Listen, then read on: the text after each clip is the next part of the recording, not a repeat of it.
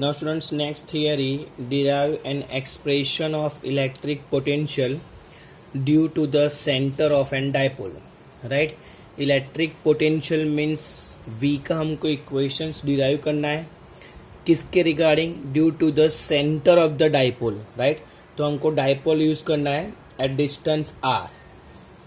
ठीक है स्टूडेंट्स, आप लोग क्वेश्चंस को समझना. इलेक्ट्रिक पोटेंशियल मीन्स V का इक्वेशन हमको डिराइव करना है due to the centre of dipole at distance r. अब देखो डायग्राम, तो यहाँ पे मैंने ऑलरेडी डाइपोल ले लिया है. Dipole means negative and positive charge. Right, negative charge मैंने A वर्टाइज पे प्लेस किया है, पॉजिटिव चार्ज जो है मैंने B वर्टाइज पे प्लेस किया हुआ है. Right, the distance between the dipole between two vertices is the 2a. Right, okay. Now उसके सेंटर मीन्स ए डाइपोल का सेंटर मैंने O कंसीडर किया हुआ है and at distance r means एक पॉइंट मैंने कंसीडर किया है P, जो डिस्टेंस r मीन्स सेंटर से r डिस्टेंस पे उसका लोकेशन है. क्लियर, तो ये पॉइंट P पे इलेक्ट्रिक पोटेंशियल कितना होगा due to negative charge and due to positive charge. Clear students, so electric potential is the scalar quantity, it has not direction. So total potential okay, now so we can write down the total potential. students ध्यान रखना, total potential at point P means V is equivalent to the V1 plus V2. Right, दोनों का क्या होगा, addition, because the potential is the scalar quantity. इसके पास direction नहीं है, सो एनीवे ये क्या होगा, दोनों का addition at point P. Right, due to negative charge and due to students positive charge. Clear, okay. AP distance students हम लोग कंसिडर कर रहे हैं R1. AP is equal to R1 and PB is equal to R2. PB is equal to students हम लोग distance कर रहे हैं R2. ठीक है, सो इसको बोल रहे equation number 1, electric potential V1. तो आपको इक्वेशन पता है जो हमने फॉर द पॉइंट चार्ज के लिए लास्ट थियरी में कंसिडर किया हुआ था, where V is equal to KQ upon R. Right, V is equivalent to the KQ upon R. So V1 is equal to, due to positive charge, तो KQ1 upon R2 and V2 is equivalent to the, we can consider negative charge minus K. इसको students हम लोग consider कर लेते हैं, sorry यहाँ पे Q ही है हमारे पास. सो KQ upon R2 minus KQ upon R1 because ये नेगेटिव चार्ज है. दोनों की वैल्यू हम लोग यहाँ पे रख देते हैं. इसको बोलते हैं equation number 2 and 3. Put in equation number 1. So we are getting total potential KQ. Right, KQ upon R2, KQ upon R2 minus KQ upon R1. Clear students, so हम लोग इसको ऐसे लिख सकते हैं, V is equivalent to the KQ को common निकाल दो, 1 upon R2 minus 1 upon R1. इतना इक्वेशंस आया. So we can take the LCM. V is equivalent to the KQ in a bracket R1 minus R2 upon R1 into R2. Clear, सो ये उसका equation students हमारे पे यहाँ पे आ रहा है. Now we don't have a value of R1 and R2. आपको R1 एंड R2 के वैल्यू पता नहीं है. राइट, और स्टूडेंट्स आपको यहाँ पे क्लियरली दिख रहा है पाथ डिफरेंस. अभी ध्यान रखना थोड़ा, क्योंकि R1 एंड R2 की वैल्यू फाइंड आउट करने के लिए there is the path difference. देखो यहाँ पे R1 जो है वो थोड़ा सा ज़्यादा दिख रहा है, R2 जो है उसका वैल्यू कम दिख रहा है. अगर आप मेजरमेंट लो के समझ लो, example R1 is equal to 7 centimetre, तो ये 5 होगा. तो obviously there is the path difference. Right, ये जो है वो क्या है, पाथ डिफरेंस. तो पाथ डिफरेंस हम लोग कैसे फाइंड आउट कर सकते हैं वो एग्जैक्टली आप वे ऑप्टिक्स में सीखोगे. बट यहाँ पे एक हम लोग लेते हैं for the find out the path difference, ये R1 एंड R2 में जो आपको पाथ डिफरेंस दिख रहा है उसके लिए हम लोग क्या करेंगे, एक परपेंडिकुलर लाइन ड्रॉ आउट करेंगे ये। अब स्टूडेंट्स देखो यहाँ से अगर मैं इतना कम कर दूं, now you can see clearly R1 and R2 both are equal, right.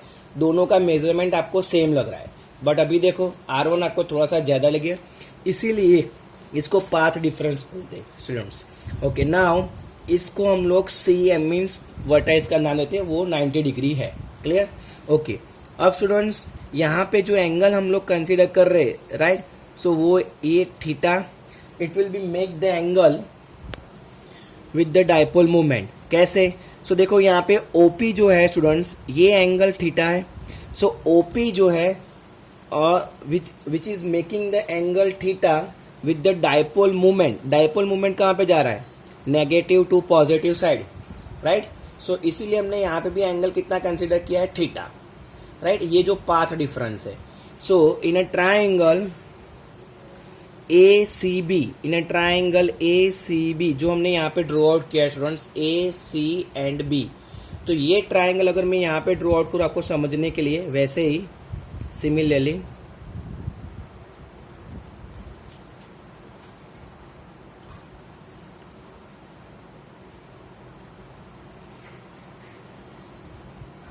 सो ये एंगल C हो गया, क्लियर।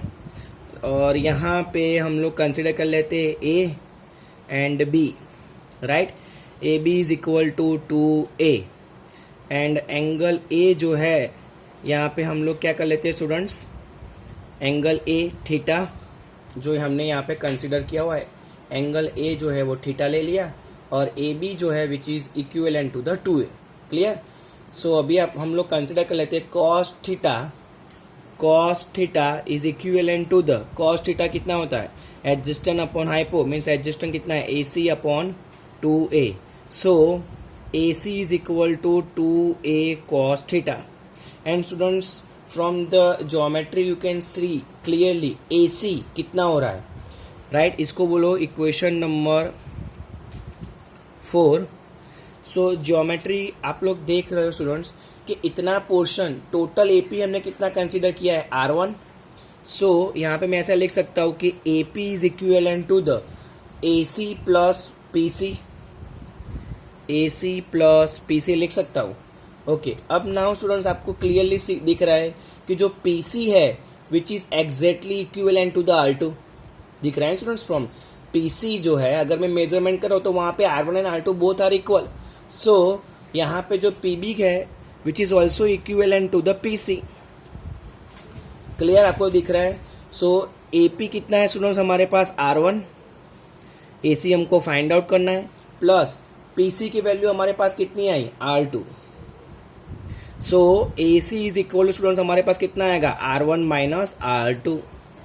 इसको बोल दो इक्वेशन नंबर 5। आपको देख रहा है स्टूडेंट्स, PC आपको ऐसे मेजर करना है जो पाथ डिफरेंस है स्टूडेंट्स, ये पाथ डिफरेंस है, राइट। इतना जो AC जो आप लोग मेजर कर रहे हो which is the path difference, right. So AC ये आया हमारा R1 माइनस R2।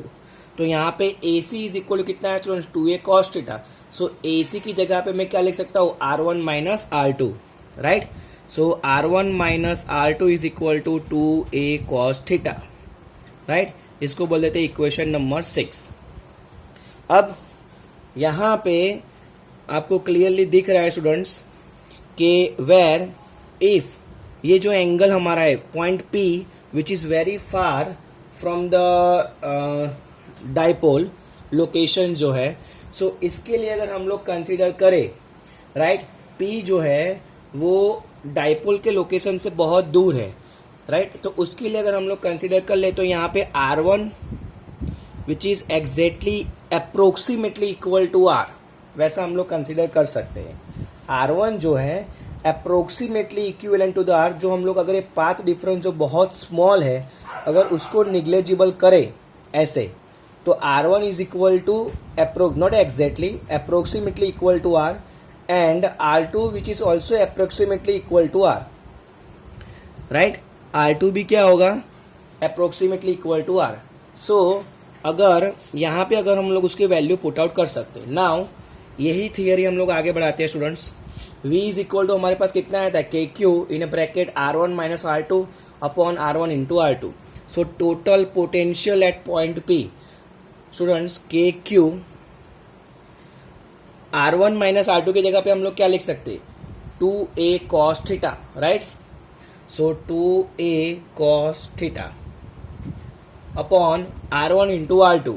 तो R1 into R2 means R1 की जगह पे हम लोग क्या लिख सकते हैं, R, R2 की जगह भी क्या लिख सकते हैं, R। So R into R कितना हो जाएगा, R square. Clear? Okay, now we can rearrange.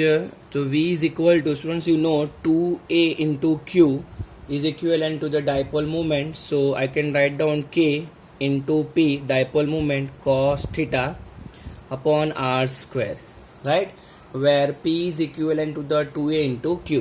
तो आपको ऐसा रीजन यहाँ पे लिखे दो, P is equivalent to the 2a dipole moment into Q। Clear?